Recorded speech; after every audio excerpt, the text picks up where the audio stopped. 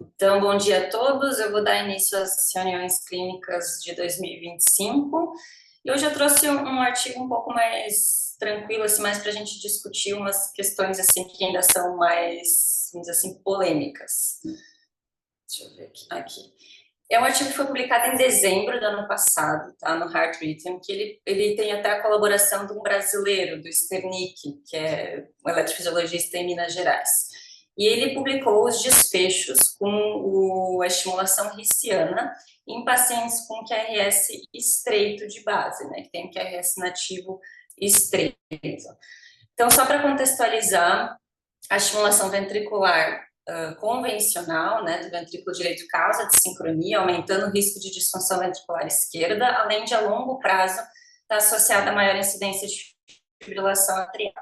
E em pacientes que já têm disfunção, a estimulação convencional aumenta internações e mortalidade.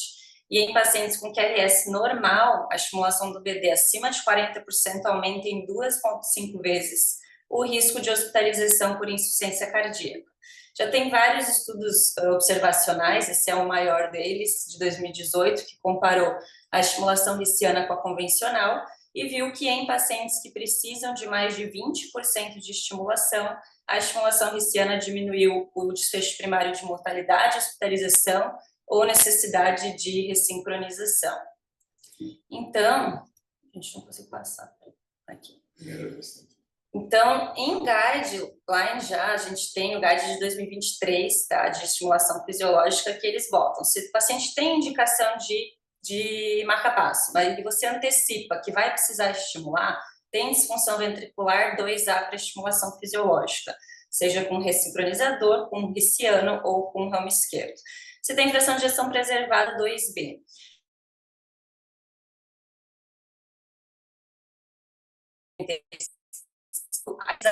Ainda convencional e usar algoritmos de minimização de estimulação ventricular. E aqui entraria, então, a disfunção sinusal, a síndrome Brady-Tach, em que você acha que não vai precisar estimular o ventrículo desse paciente. Mas, como são esses algoritmos de minimização de estimulação ventricular? Eles vão prolongando o intervalo AV até que eles acham uma condução intrínseca. Então, às vezes, permitindo que o paciente fique com ritmo intrínseco e QRS estreito, mas o intervalo AV muitas vezes prolongado, de 300, 350 milissegundos. E os estudos que avaliaram esses algoritmos em pacientes com disfunção sinusal ou até com BAV intermitente mostraram que isso reduz significativamente a incidência de FA, mas não reduziu a hospitalização por IC ou mortalidade.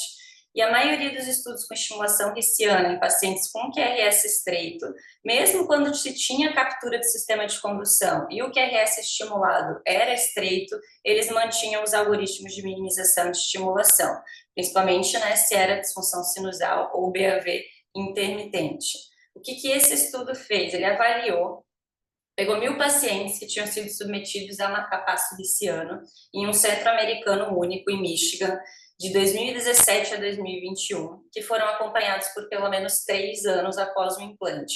Mas eles avaliaram os que preenchiam os seguintes critérios: QRS nativo menor que 110 e que tinham pacing rissiano acima de 40%. Foram 196 pacientes, sendo 47 com disfunção ventricular. Então, 47 deles tinham fração de ejeção abaixo de 50. Em média, os pacientes tinham 76 anos, a maioria homens. Praticamente metade tinha doença coronariana e 1/3 tinha fibrilação atrial, sendo que nos pacientes com disfunção ventricular, metade deles quase tinha fibrilação atrial. E as indicações para marca-passo nos pacientes com disfunção ventricular ou era disfunção sinusal ou eram pacientes que botaram um marca-passo convencional e mesmo com algoritmo de minimização tinham mais de 40% de pacing e evoluíram com disfunção ventricular. No outro grupo também tinha esses pacientes, tinham 15 deles que, apesar de não ter disfunção ventricular, evoluíram com insuficiência cardíaca e classe 3 do NIRA, né? Classe 3 de sintomas. Mas no outro grupo, principalmente, era síndrome Brady-Tach e disfunção sinusal. E o que todos esses pacientes tinham em comum?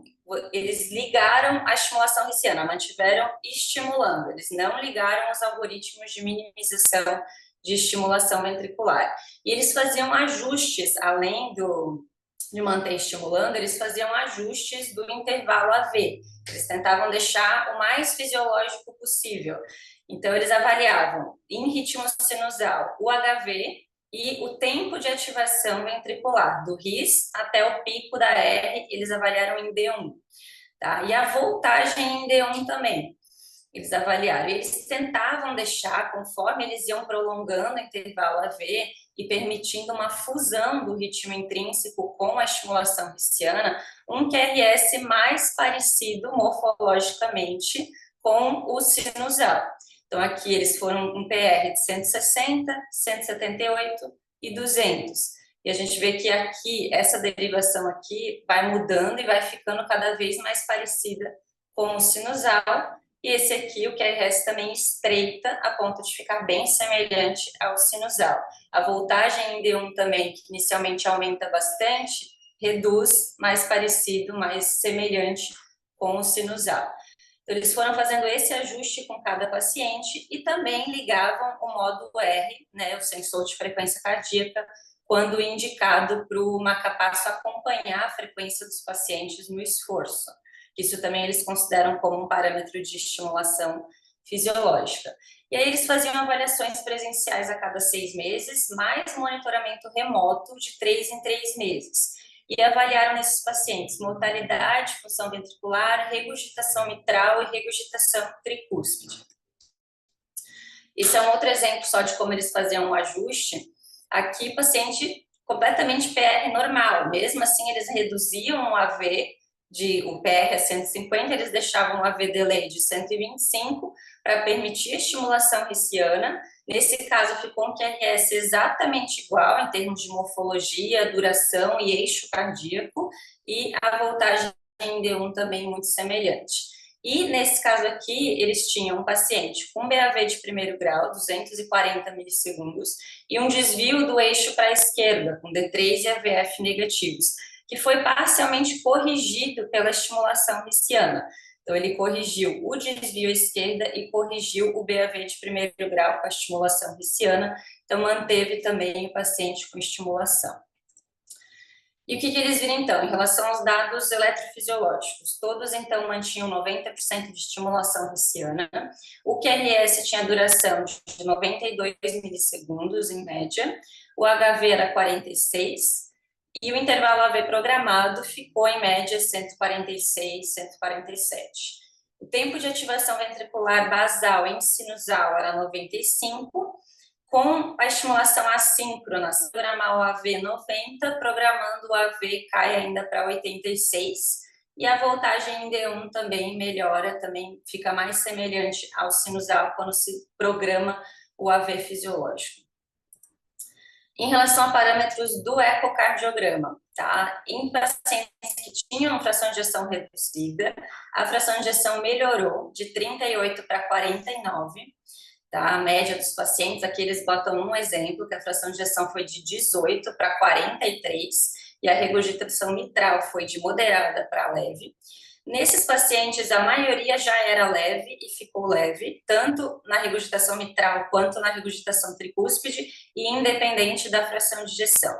E nos grupos com fração de ejeção preservada, a fração de ejeção ficou igual, né? Não teve queda da fração de ejeção por você estar estimulando esse paciente. Aqui é outro exemplo da regurgitação mitral, fração de ejeção preservada, mas regurgitação mitral severa, que de 2018 para 2022 não teve mais regurgitação mitral, melhorou a regurgitação mitral com a estimulação esse ano. Em relação à mortalidade, não teve diferença entre os dois grupos conforme a fração de ejeção de mortalidade. Ambos tiveram, em média, 10% de mortalidade em 3 anos. Muito provavelmente porque esses pacientes com disfunção ventricular melhoraram, né? E essa mortalidade ela é melhor quando comparada à mortalidade do MOST, que avaliou pacientes com disfunção sinusal e marcapasso convencional, e, em média, é semelhante a uma mortalidade média de pacientes de 75 anos sem marcapasso em 3 anos. Em relação aos parâmetros do marcapasso, teve um aumento do limiar, né, como a gente espera nos marcapassos ricianos, e que é uma das causas de provavelmente a gente ter evoluído para ramo esquerdo, a gente teve esse aumento de 0,9 para 1,2, mas ainda mantendo 8 anos aí de longevidade da bateria, o que para pacientes com 75 anos é ok, né? É aceitável. Então, o que ele conclui? Que estimulação fisiológica, mesmo em pacientes com condição AV preservada, não aumentou a mortalidade, não piorou a função ventricular, inclusive melhora naqueles que têm disfunção e melhora também a regurgitação mitral naqueles que apresentam regurgitação mitral, desde que eles se mantenham os 3 pilares da estimulação fisiológica, né, que seria manter a morfologia, a largura do QRS, manter sincronia AV e manter o aumento da frequência cardíaca no esforço físico. E aí eles comentam que talvez nos que tenham BAV de primeiro, ou nos que fazem BAV intermitente, ou até que tenham aí 10, 20, 30% de estimulação ventricular, talvez seja melhor você manter estimulando, porque você não tem essa dissincronia atrioventricular também, que acontece com os algoritmos de minimização ventricular. Porque a gente não sabe se ainda a gente consegue extrapolar isso para ramo esquerdo, né? Como é que a gente faz esse ajuste do intervalo AV do ramo esquerdo direitinho, para ver se a gente otimiza também a sincronia AV. E é um estudo que mostra os desfechos, né, de maneira retrospectiva, de pacientes que eles optaram por deixar estimulando. Mas a gente ainda não tem estudos comparativos, né? Será que é melhor para a disfunção sinusal convencional ou fisiológico? Se for fisiológico, ligar ou não ligar os algoritmos de minimização ventricular? E aí a gente pode discutir um pouquinho. Obrigada.